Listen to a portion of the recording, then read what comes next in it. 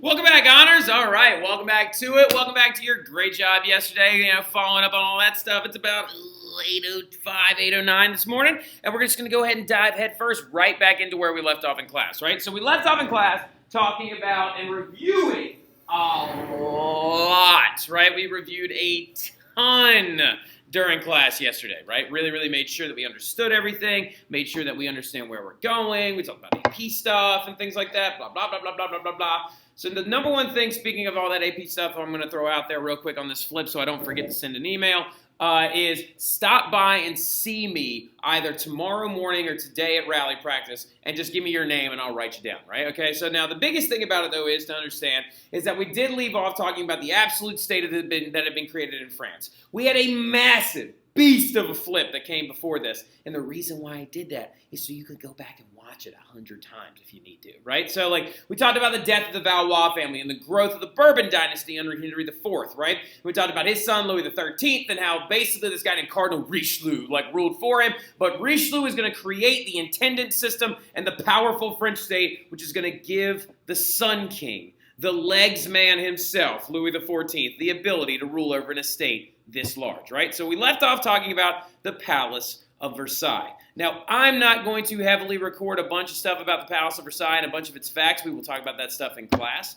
We will focus on the things that you need to write down right now more than anything else, right? So the number one thing that I'm going to start off everything with is we have to talk about the power of Louis XIV, right? Some people are probably going to ask themselves, they're like, oh my God, if Mr. Terry spent 8 days talking about all the Charleses and Jameses, he's probably going to spend 85 days talking about Louis XIV, right? Well, the thing about it is Louis XIV had a very long reign. Louis XIV lived until he was in his 70s, right? So, which was very uncommon for the era. And the biggest thing that you have to talk about when you have to talk about Louis XIV is not the events that happened under his reign, but it's basically how he practiced absolutism and how he was the very first true absolute monarch in Western Europe. There was an absolute monarch in Eastern Europe before him and stuff like that, and we'll get to that guy here in a little bit. We'll talk about him in a second and in this flip. But the thing you need to understand is that Louis XIV is just best known for his power, his growth, his intensity, right? And so here's a great quote that you can actually use, right? So the story goes,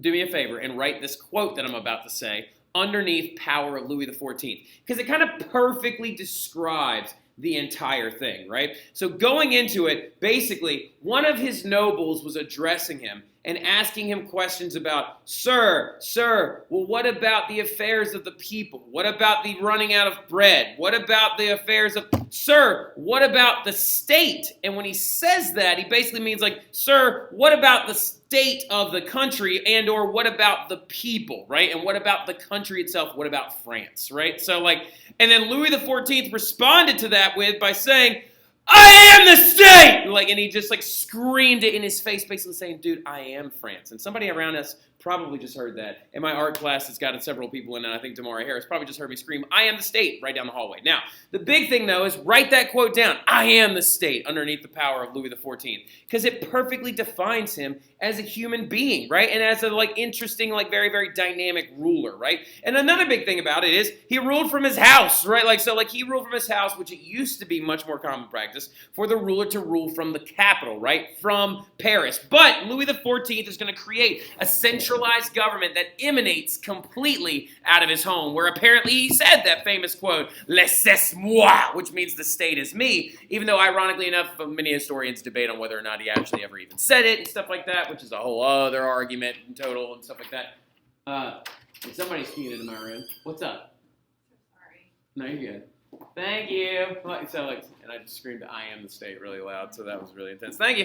Now the biggest thing about it, though, as you have to understand, is that he is going to rule from his home. And like I said, we don't know if he actually said that quote or not in general, but getting into it as well, okay? He is going to rule a centralized government status from the Palace of Versailles, and he's going to create this thing known as his royal court, right? So his royal court was this huge council of princes and nobles that carried out his policies that lived at his house. And a bunch of them were his intendants, right? So we talked about that in class, the intendant system that Cardinal Richelieu set up. So basically all of his ideas would just permeate through the entire country at the drop of a hat, right? Basically he would just rule from his home. And at his royal court, he would have parties every night, right? So most nights anyway.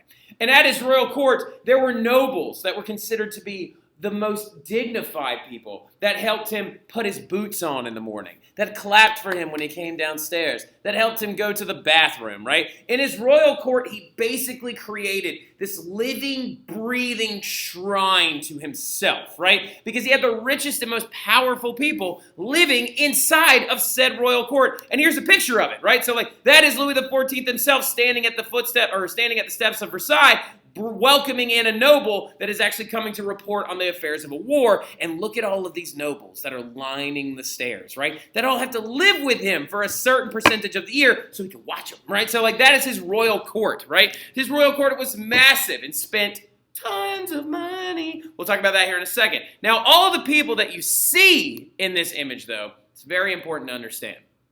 There are two types of nobles that were created in France, right? Two types of nobles that you need to understand. Those two types of nobles are called sword and robe nobles, right? Now, the differentiation between nobility classes and nobility statuses that you have to understand in this entire dynamic is that nobles operated a little bit different in France than they ever had, okay? Well, to a degree. So, like, there are two types of nobles. There are robe nobles, and then there are sword nobles, right? Now, nobles of the robe is what they're referred to as. Nobles of the robe paid their way into office. They bought their way into office, right? They were a wealthy family that didn't have noble title, so they paid Louis XIV to become a noble and to become one of these people that's standing up on the stairs, right? And they were well known for wearing these really long robes that showed and dignified the fact that they were a noble that bought their way into office, right? Now, this had started a long time before Louis XIV. Actually, Henry IV was the very first one to bring it in, right? He was the very first one to use it as a way to create funds for the monarchy. But Louis XIV is going to use it aggressively, and he's going to sell lots of them, and he's going to make a lot of money off of it, right? But then you had this other group of nobles that didn't like Louis XIV that much, that didn't like him because they had earned their title through military service, right? And they're called nobles of the sword or sword nobles, right? And he's standing right there. Now, the differentiation between these two things are going to be important because sword nobles are military men. Military officers that could carry a sword with them legally anywhere they wanted to in France, right? So now, except technically in Versailles, which this picture's slightly inaccurate because they would have made him check a sword at the door, but still, right? So like now, the biggest thing about it though is sword nobles had been there a long time. You know of a very famous sword noble, the Marquis de Lafayette, right? Which is what Lafayette is named after, right? So the Marquis de Lafayette is an example of one of these sword nobles that don't like Louis, and they're kind of the last vestige going forward. Oh, and remember the story I told you in class about how he was like pretending to be asleep, and then like so all the like nobles were like ah, and then they didn't kill him because they thought it was adorable. Those are sword nobles, right? So those were a part of the Fronde rebellions. The sword nobility led the military in those actions, right? So you've got a big differentiation in classes of nobility here. Those sword nobles live at Versailles with Louis and suck up to him 24/7. They're like, oh, Sun King, we love you. And the sword nobles, on the other hand, are leading the military in a lot of his wars, right? We'll talk about that here in a second. He also, though, something you need to understand, is uber Catholic, right? Like Louis XIV used Catholicism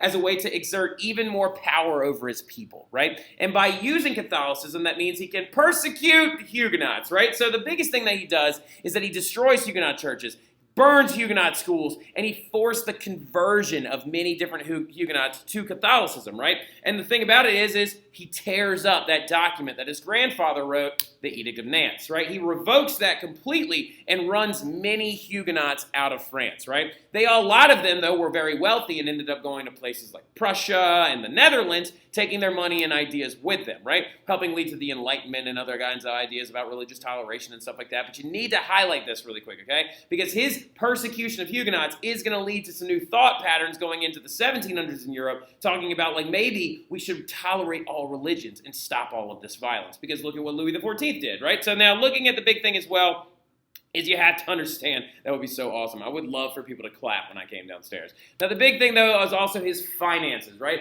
Obviously the Palace of Versailles costs a lot of money, right? So like obviously these wars that he's going to fight are going to cost a lot of money, right? So now, the big thing you need to understand is he basically spent the entire French budget on palaces and funding his royal court. So he basically spent all of the money of France on himself whenever he had the option, right? So the big thing, though, is he's going to do this on top of adopting a thing called Mercantilism, right? So mercantilism is a very, very, very, very, very, very, very, very, very, very, very important concept that has to do with the predating of capital systems, okay? So now, what we use now is known as a capital system, or capitalism, right?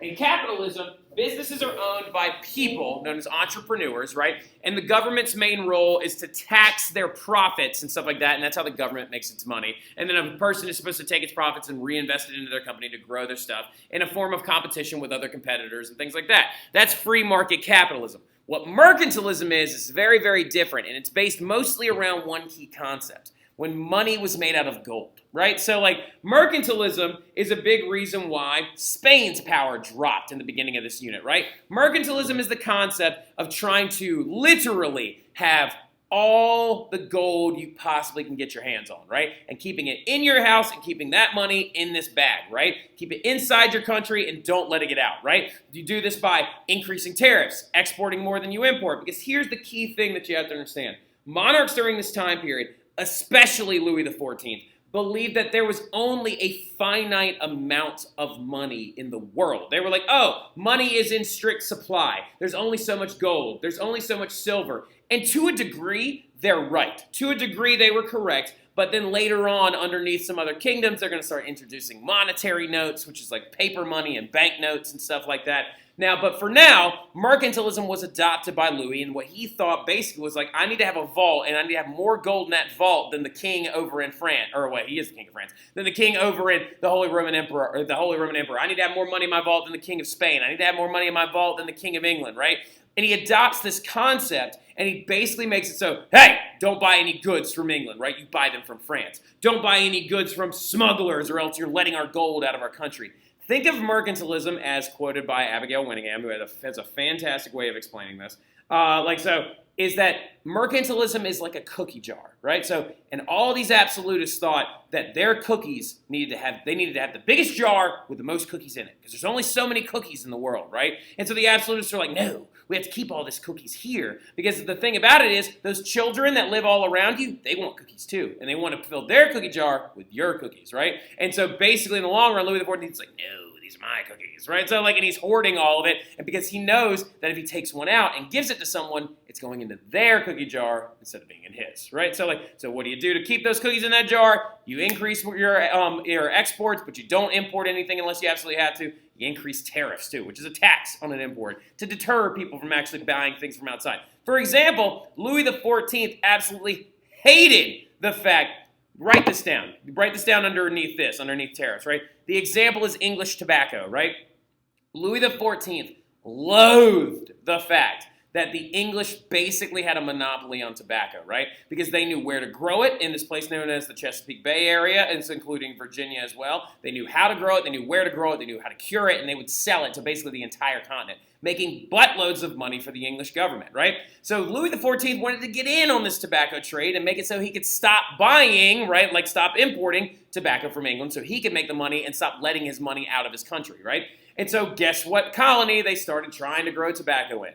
Louisiana, right? So they tried to grow tobacco in Louisiana, but fun fact, Louisiana tobacco is terrible and it doesn't grow very well. Now, anyway, but later on, they're going to switch to sugarcane and they're going to be like, oh, we'll make our money off sugarcane rather than tobacco, right? So now that's a great example of trying to actually adopt mercantilistic policies, right? So also another big thing you need to understand about Louis is he is going to die with a tremendous amount of debt, right? And dies with a tremendous amount of debt, and he also created a standard of going to war all the time, right? So he died with a tremendous amount of debt, mainly because he spent all the money on himself, and he also died with a tremendous amount of debt because he started more wars than you can imagine. He was at war 33 out of his 54 years of his reign, right? When he actually came to power when he was about 15, right? So 15 because he died at 71. When he came to power when he was about 15 or 16 years old as officially king, he was actually technically king when he was 4. But in general, when he came to power, he reigned over France as an absolutist for 54 years, right?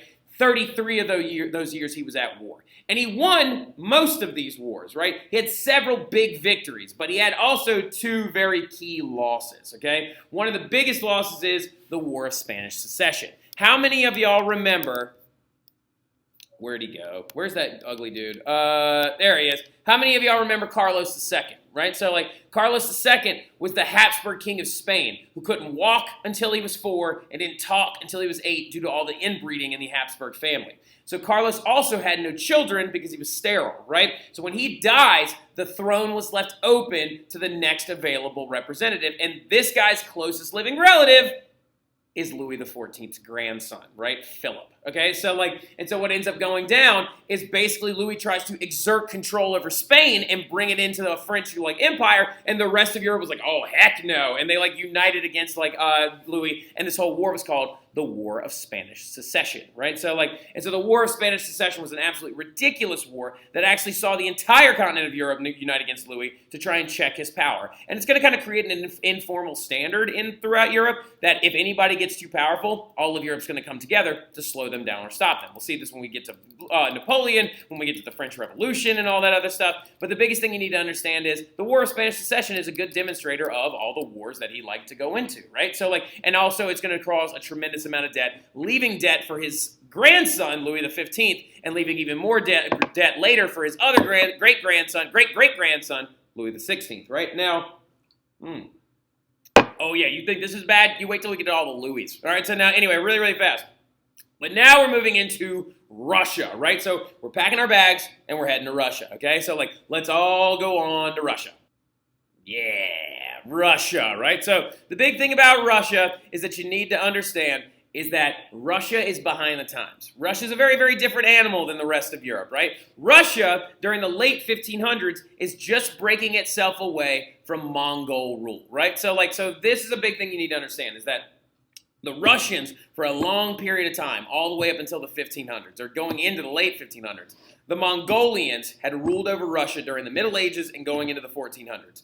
And so then it's going to become a very, very big thing of this family, known as the Rurikid family, to try and break Russia away from that Mongol Empire, right? And they do this successfully, and the first guy to do it is this guy named Ivan III, and then he has a son named Vasily, and then he has a son, Vasilyevich.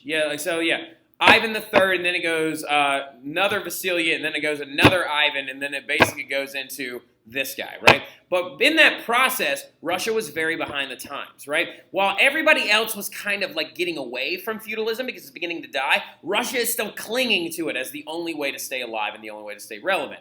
And so what's going to happen is their very first czar is going to rise up, though, when the Russians finally break away from the entirety of the Mongol Empire. And this is going to be the guy that does it. His name is Ivan IV. In Russian, he's known as Ivan the Grozny, Tsar of Muscovy, right? So, which basically means that he is Ivan the Terrible, is what he was known as, Ivan the Grozny, and he ruled over Muscovy, which would later become Russia, right? So, he is the very first leader to unite and consolidate the nobles underneath one government, right? So, he brings in his power and he takes all the nobility away, or not all the nobility away, but he brings in all the nobles together and he centralizes the government underneath himself, and he names himself Tsar. He's the very, very first Tsar of Russia because everyone that had come before him were known as crown princes, right? They were just large standing nobles.